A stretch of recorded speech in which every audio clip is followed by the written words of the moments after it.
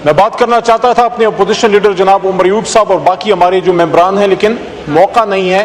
तो परसों इस पे तफसीली हमारी तरफ से गुफ्तगू होगी कि जिस तरीके से एक जमहूरियत का आप समझें एक जनाजा पढ़ा दिया गया है कि opposition leader in national assembly, opposition leader in senate, both of them have been condemned for 10 years imprisonment। लेकिन इस पे हम बात करेंगे। मियां साहब की मेरी इनके साथ रफाकत जाती तौर पे तो बड़ी कम रही, 15-16 महीने, लेकिन उनका बेटा जो है छोटे भाई की तरह है हमाद, और उसके साथ पार्टी में बहुत लंबा अरसा गुजरा।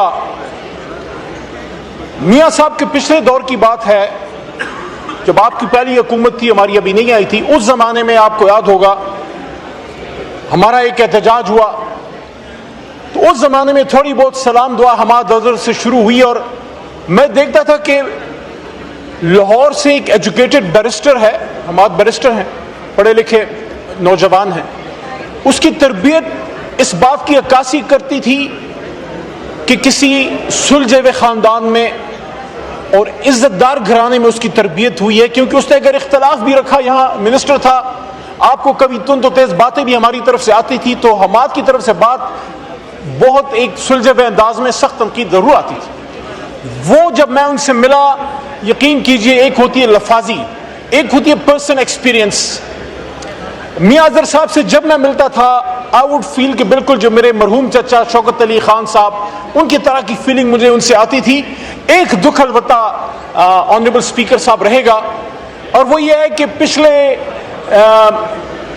15-16 महीने में जब से ये नया ऐवान आया है, नई जो असम्बली आई है, मैं जब भी मियां साहब से पूछता था हमाद कैसे हैं, हमाद से बात हुई, उनके चेहरे पे एक बेचारगी सी आ जाती थी और कहते थे बेटा बात नहीं हो सकी, पता नहीं हमाद कैसा है। तो मेरे आखिर में ये अल्फाज हैं, मुझे नहीं पता, क्योंकि जब मेरे वालिद वली मोहम्मद साहब फौत हो रहे थे तो मेरे हाथों में उनकी डेथ हुई, बीमार थे, मेरे भाई वगैरह नहीं है, तो मैं ही अकेला था। तो मुझे अक्सर ये फीलिंग होती है कि रूह निकलते वक्त बाप के क्या एहसास होंगे, तो मियां अजहर साहब के क्या एहसास होंगे जो 16 महीने वो अपने बेटे से न मिल सके, न बात हो सकी, और एक तकलीफ या एक जुदाई की हालत में गए। मैं एक बात को अप्रिशिएट भी जरूर करना चाहता हूं कि चले जितनी भी मुखालफत थी, लेकिन कम अज कम उनकी फौतगी को अच्छे तरीके से हो लेने दिया गया। लेकिन मैं इस ऐवान में जाते जाते बस ये सवाल रखने देना चाहता हूं, यहां सीनियर क़यादत मौजूद है, सियासतदानों के जनाजे संगीनों और खौफ के सायों में होते रहेंगे। ये सियासतदानों ने तो, हम सब ने तो मिलकर मुल्क बनाया था। कल भी एक एहतजाज है, किस लिए? क्योंकि एक साबिक वज़ीर आज़म 750 दिनों से जेल में।